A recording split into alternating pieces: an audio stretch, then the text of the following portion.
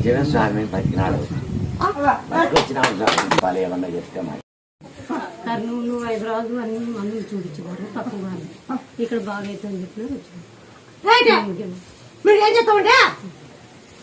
ముందు ఒక 3 రోజులు పట్టు